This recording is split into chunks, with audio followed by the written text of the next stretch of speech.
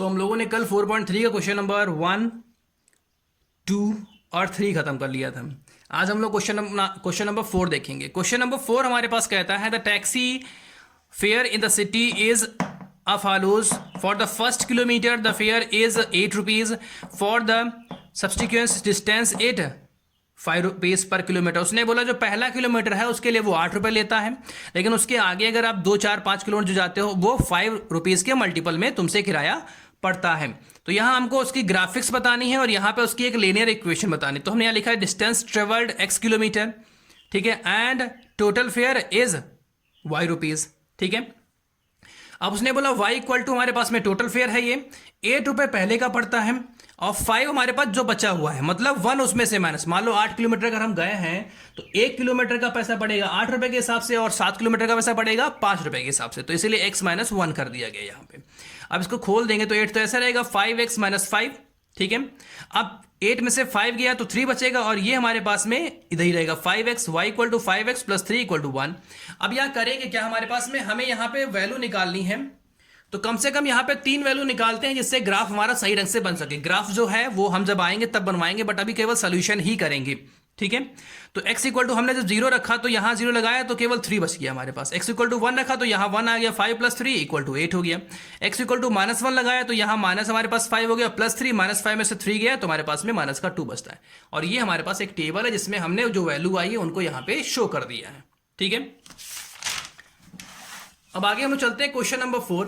अब question number 4 हमारे पास में जो है यहाँ पे उसमें क्या है, आपके लोगों के बुक में एक फिगर बना होगा तो वो फिगर बुक से देखना है, ठीक है। अब जो क्वेश्चन हमारे पास पहला हमारे पास फिगर होगा तो फॉर फिगर 4.6 के लिए हमारे पास कुछ क्वेश्चंस वहां पे दिए गए हैं और फिगर में कुछ पॉइंट दिए गए हैं। अब उन पॉइंटों को जब हम वहां रखेंगे तो तीनों पॉइंट उसमें सेटिस्फाइड होने चाहिए। अगर सेटिस्फाइड होते हैं तो वो उसका इक्वेशन है, अगर वो तीनों पॉइंट सेटिस्फाइड नहीं होंगे तो वो उसका इक्वेशन नहीं है। तो हमने देखा ये तीनों पॉइंट हमारे पास में x plus y equal to 0 में सेटिस्फाइड होते हैं, तो ये उसके सेटिस्फाइड पॉइंट है, ठीक है। ऐसे ही हमारे पास सेकंड में है y equal to minus x plus 2 में जितने हमारे पास 3 पॉइंट हैं ये यहाँ पे सेटिस्फाइड होते हैं। अगर हम माइनस 1 रखते हैं तो 3 वैल्यू आती है, 0 रखते हैं तो 2 वैल्यू आती है, 2 रखते हैं तो 0 वैल्यू आती है। तो ये सेटिस्फाइड पॉइंट हो रहा है। बाकी जो पॉइंट है वो किसी भी इक्वेशन में सेटिस्फाइड नहीं हो रहे, इसलिए हमारे पास केवल ये 2 ही इक्वेशंस होंगी क्वेश्चन नंबर 5 के लिए। अब आगे हम लोग देखते हैं क्वेश्चन नंबर 6 के लिए। तो क्वेश्चन नंबर 6 कुछ बड़ा है, ठीक है। अब उसने हमसे ये बोला है कि जो in the work done by a body on the application of the constant force is directly proportional to the distance traveled by the body। अब उसने बोला है जो हमारे पास में डिस्टेंस है और जो हमारे पास वर्क है वो डायरेक्टली प्रोपोर्शनल होता है। प्रोपोर्शनल का मतलब होता है कि एक अल्फा का साइन लग जाता है, जैसे ये लगा हुआ है प्रोपोर्शनल का साइन, ठीक है। अब आगे उसने ये हमसे बोल दिया कि जो हमारे पास वर्क हो रहा है, फोर्स कांस्टेंट हमारे पास है वो 5 यूनिट है। तो हमने लिख दिया let the work be y and distance 5 kilometre. तो y प्रोपोर्शनल क्या हो गया, प्रोपोर्शनल जब हटता है तो एक कांस्टेंट k आता है, k की वैल्यू 5 दी गई तो हमने यहाँ पे 5 लगा लिया। अब उसने हमसे क्वेश्चन पूछा है 2 यूनिट के लिए और 0 यूनिट के लिए। तो सबसे पहले हमने x इक्वल टू 2 लगाया तो y इक्वल टू 10 हमारे पास में यूनिट आ गया। जब हमने x इक्वल टू 0 लगा तो y इक्वल टू 0 यूनिट आ गया। इसका मतलब ये हो गया if the distance travel 2 unit then work done is 10 unit, ठीक है। If the distance travel 0 unit then work done is 0। जब हमारे पास डिस्टेंस जो है वो 2 यूनिट ट्रेवल करता है तो जो हमारे पास वर्क डन होता है वो 10 यूनिट हो जाता है। लेकिन जैसे ही हमारे पास में कोई डिस्टेंस ट्रेवल नहीं होगी तो हमारे पास वर्क भी नहीं होगा। जब हम चलेंगे तो वर्क कहां से हो जाएगा, ठीक है। तो कोई भी वर्क यहाँ पे नहीं होगा।